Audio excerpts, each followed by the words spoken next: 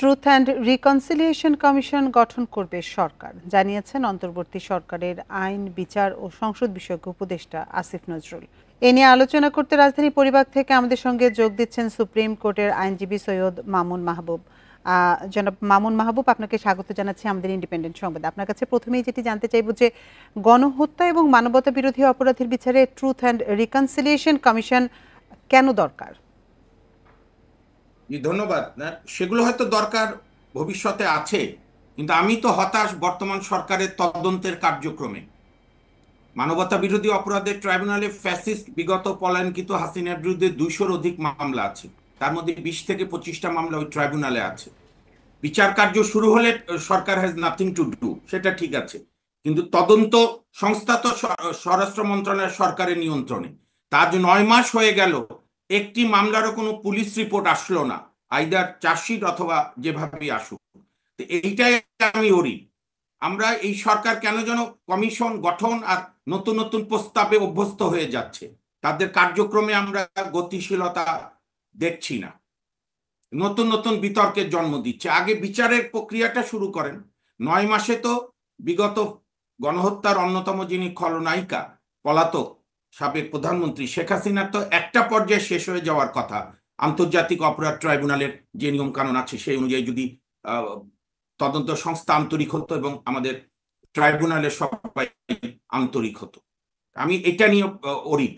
এবং মানুষ যে আজকে দাবি করছে আওয়ামী লীগ নিষিদ্ধ, এটাও যেরকম যৌক্তিক, তার সঙ্গে যৌক্তিক হচ্ছে ফ্যাসিস্ট শেখ হাসিনা সহ পলাতক এবং যারা দেশে জি, আছে। জনাব মামুন, যেমনটি বলছিলেন ট্রুথ কমিশনের কথা, তো এই ধরনের কমিশন কি কেবল সাউথ আফ্রিকাতেই আছে?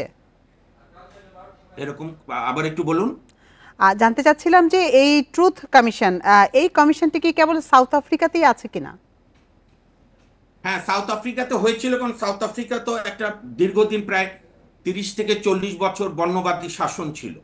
এবং যখন নেলসন ম্যান্ডেলা কারাগারে মুক্তির খবর শুনলেন, উনি তো অন্য ধরনের ব্যক্তিত্ব, উনি তখন উদ্যোগ নিলেন যে সাদা আর কালোর মধ্যে কিভাবে সমন্বয় করা যায়। আমাদের দেশের নেতাদের মতো না যে বিরোধী দলে থাকতে লিস্ট করে যে ক্ষমতা আসলে কাকে কাকে গ্রেপ্তার করব।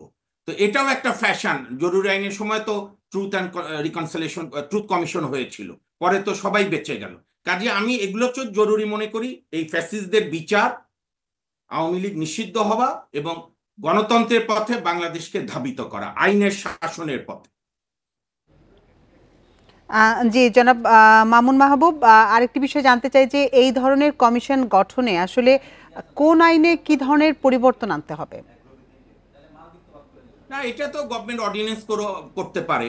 এখন সরকার আগে পরিষ্কার করুক তারা ট্রুথ অ্যান্ড রিকনসিলিয়েশনের কথা যেটা আইন উপদেষ্টা বলছে, তো সেইটা তারা অ্যাকচুয়ালি কোনটা কোনটা ট্রুথ অ্যান্ড রিকনসিলিয়েশন করতে চায়। আমি তো মনে করি একটা কমিশন করা খুব জরুরি। এটা আপনারা সবাই জানেন যে বিচার বিভাগ, প্রশাসন এবং মিডিয়া সবগুলোর স্বাধীনতা এবং স্বায়ত্ত শাসন মেরুদণ্ড বিগত পলাতক হাসিনা সরকার ভেঙে দিয়েছে। তো প্রথম আগে আমাদের বিচার বিভাগই একটা কমিশন করুক আইন উপদেষ্টা উদ্যোগ নিয়ে, যে কারা কারা এই বিচার বিভাগকে গত 15 বছর ধরে ধ্বংসের দ্বার প্রান্তে নিয়ে গিয়েছিল, মানুষের ন্যায় বিচার পাবার অধিকার লুপ্ত হয়েছিল। এবং একই সঙ্গে জনাব আসিফ নজরুলকে উত্তর দিতে হবে 9 মাসে বিচার বিভাগে উনি কি কি সংস্কার এনেছেন যা আমাদের কাছে দৃশ্যমান নয়। জি, জনাব মাহবুব, আরেকটি বিষয় জানতে চাই যে এই যে ট্রুথ অ্যান্ড রিকনসিলিয়েশন কমিশনের কথা বলা হচ্ছে, এর চেহারা বা অর্গানোগ্রামটা কেমন হবে, বা এর কাজটাই বা কেমন হবে? এটা তো গতবার যেরকম করেছিল একজন বিচারপতি আর দুজন বিশিষ্ট ব্যক্তিকে নিয়ে, এখন আসিফ নজরুল সাহেবের কথা তো আপনারা যেটুকু শোনালেন আমাকে, তাতে তো বলছে যে এটা 72 সাল থেকে থাকলেই ভালো হতো। এখন উনি কোন অর্থে কি বলছে পরিষ্কার করুক।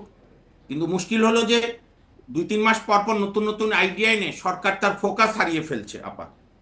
সরকারের যেটা মূল কাজ, আপনার গণহত্যার অপরাধীদের বিচার কার্য ত্বরান্বিত করা, রাষ্ট্রের প্রতিষ্ঠানগুলো মেরামত করা এবং নির্বাচনের মাধ্যমে নির্বাচিত সরকারকে ক্ষমতা হস্তান্তর করা। সেখান থেকে যত বেশি তারা কার্যক্রমে এগুবে, টায়ারটা বড় করবে, তত তারা গুছিয়ে আনতে সময় পাবে না। কিন্তু কাজে আমি জোর দেবো এই কমিশন নিয়ে আলোচনা করতে পারে, রাজনৈতিক দলগুলোর সঙ্গে করুক, মিডিয়া ব্যক্তিত্বদের সঙ্গে করুক, সমাজের শ্রেণী পেশার মানুষের সঙ্গে করুক, কিন্তু যেটা এখনই বর্তমান আছে বিচার কার্যক্রম, সেইটা দ্রুত চালু করুক। এটা তো মানুষকে সন্দেহ যোগাচ্ছে যে কেন বিচারের কাজ এত স্থবির, একেবারেই স্থবির। জি, জনাব সৈয়দ মামুন মাহবুব, আপনাকে অসংখ্য ধন্যবাদ আমাদের সাথে যোগ দেওয়ার জন্য।